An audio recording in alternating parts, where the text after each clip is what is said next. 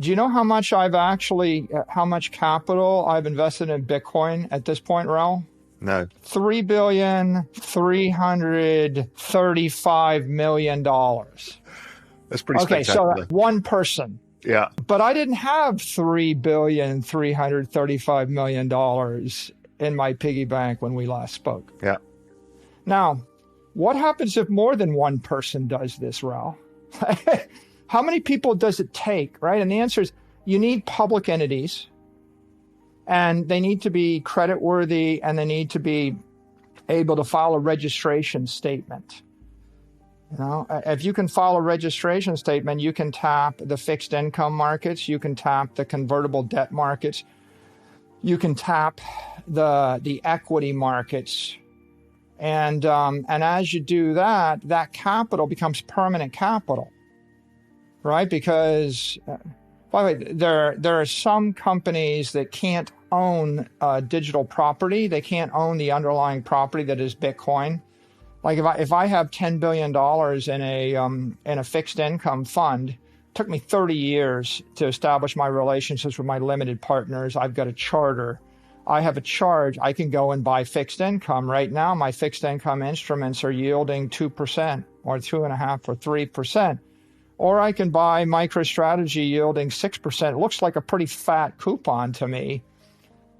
Well, we had lots of firms that gave us $50 million orders after one conference call, Raul. We did that entire deal in one day, no one-on-ones, one conference call, 130 firms on the phone. Okay, I'll give you a $50 million order. I'll give you a $25 million order. I'll give you a $100 million order. And why do they do that? Well, I mean, you get the Moody's credit rating, you get the S&P credit rating, you're a public company. You package a security, right, a derivative of a crypto asset called Bitcoin. It's a Bitcoin bond. And you put it out there, and they can buy that thing. So what we've seen over the past 12 months is we've seen the creation of public securities. A lot of people can buy, $500 million worth of Marathon stock or $100 million worth of a Bitcoin mining stock, but they can't buy the Bitcoin. Yeah. They can buy the convert, they can buy the equity, they can buy the junk debt, but they can't buy the Bitcoin. And of course, people in the crypto industry, the crypto traders, they don't understand why, right? There's still a group of people that think, oh, well, you need to buy it and put it in cold storage and keep your keys, which is, what would I call it? An ideologically pure approach to the industry, which works for a subset of people. But when I'm talking to a guy that runs a $2 billion portfolio, if he went to his boss and said, I want to buy $25 million worth of Bitcoin and hold my private keys, he would get, between laughed and fired, right? That's not happening in 1,000 years, no matter how hard. On the other hand, the guy can go like, okay, so yeah, this is good. So what was the interest rate again? 6%? Okay, I'll take 25 million of that. Next. He's got another deal to do the next day. So I think that what we're seeing is the maturing of the industry, the maturing of the asset class. When JP Morgan and Morgan Stanley started offering Bitcoin funds, like the NYDIG-backed funds and the Galaxy-backed funds, that was a big endorsement, a big step forward. And I think we got Wells Fargo, we've got Morgan Stanley, we've got JP Morgan. They've all moved to offer those funds. That was a big deal. And then I think that when the ETF comes, right now we've got ETFs in Canada, right? I don't know if you saw, Fidelity just went before the SEC. This is Fidelity. This is Fidelity for the last 60 years. They have like $10 trillion of assets under management. And there are companies that have been doing business with them for 50 years or 30 years. Fidelity goes in front of the SEC and they give a 20-page presentation on why Bitcoin is mature and why it's time to approve a Bitcoin ETP in the United States. And there's a lot of institutions that they will take $10 million chunks and $50 million chunks of this stuff once there is an ETP of sorts. And roll the clock back 18 months, None of this. To be clear, I think there are two structural catalysts that will drive an acceleration of the industry and of Bitcoin in particular. One will be the availability of broad-based ETPs in the U.S. capital markets. Yeah. That will be a big one. And we're watching that right now. It's a process. The second will be the normalization of accounting for Bitcoin as a financial asset. Right now, Bitcoin is an indefinite intangible asset. When we roll the clock back 24 months, you couldn't find a publicly traded company that had $2 million of this stuff on their balance sheet.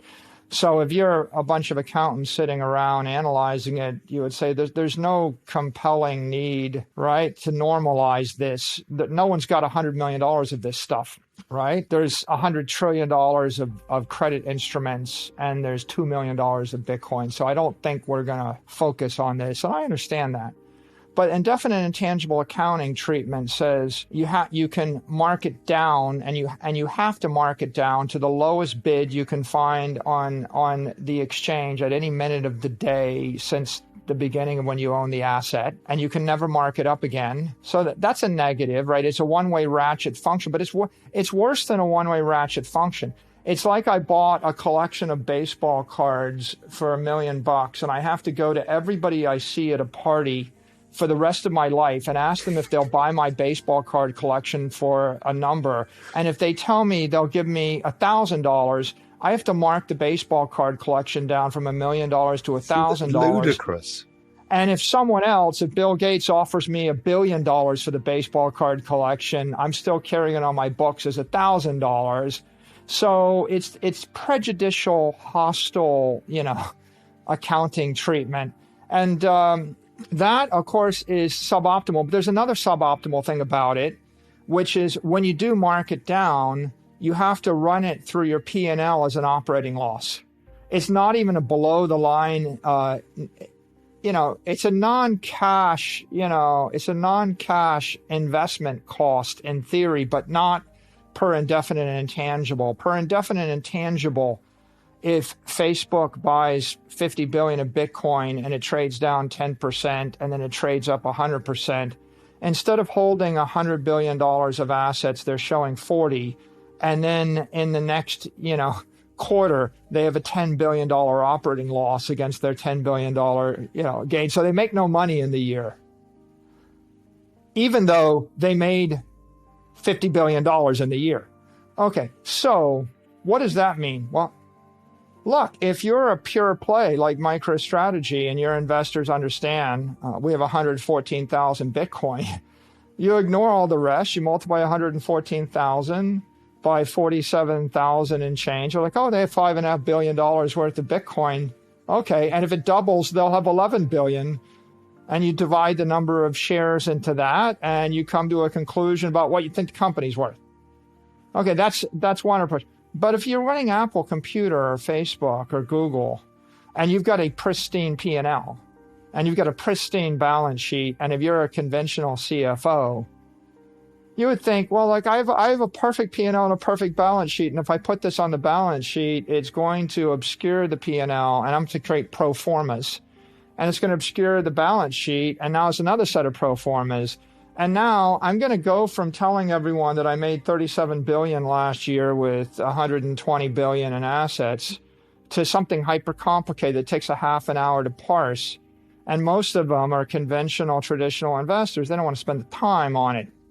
So the Warren Buffetts of the world, by the way, like he's totally fine owning Apple stock and Coke stock on his P&L, but he marks it to market every quarter.